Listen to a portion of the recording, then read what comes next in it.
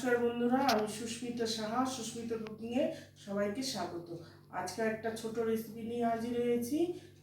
ধনেপাতা বা গ্রিন চাটনি আমি কিভাবে বানাই দেখে নিন, আর আমার রেসিপিটা স্কিপ না করে প্রথম থেকে শেষ পর্যন্ত দেখার অনুরোধ রইল। এখানে আমি ধনেপাতার চাটনি বানানোর জন্য একটা মিক্সিং জারে ধনেপাতা দিয়ে দিচ্ছি।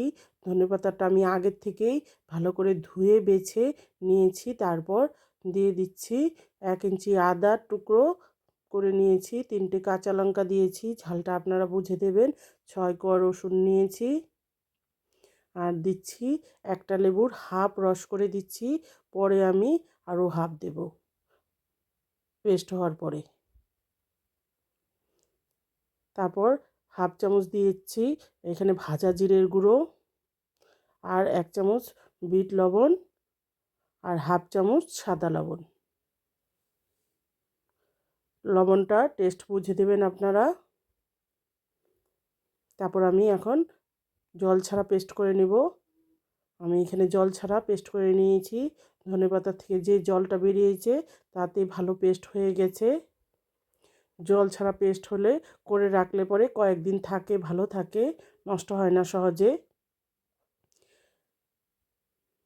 আর কাচের জারে এইভাবে পেস্ট করে কয়েকদিন রেখে দিতে পারেন।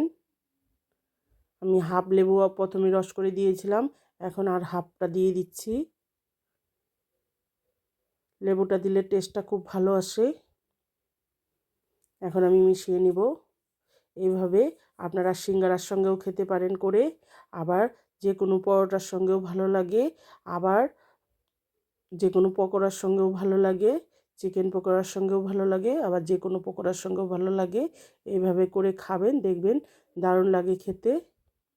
আর আমার রেসিপিটা যদি ভালো লাগে প্লিজ লাইক শেয়ার করবেন বন্ধুদের সঙ্গে, আর আমাকে উৎসাহিত করে নতুন রেসিপি পাওয়ার জন্য প্লিজ একটা সাবস্ক্রাইব করবেন, আর পাশে থাকা বেল আইকনটি প্রেস করবেন। আমি যখনই কোনো নতুন রেসিপি দেব সবার প্রথমে আপনাদের সামনে পৌঁছে যাবে। আর ফেসবুক থেকে দেখলে ফলো করবেন। ভালো থাকবেন, সুস্থ থাকবেন, ধন্যবাদ।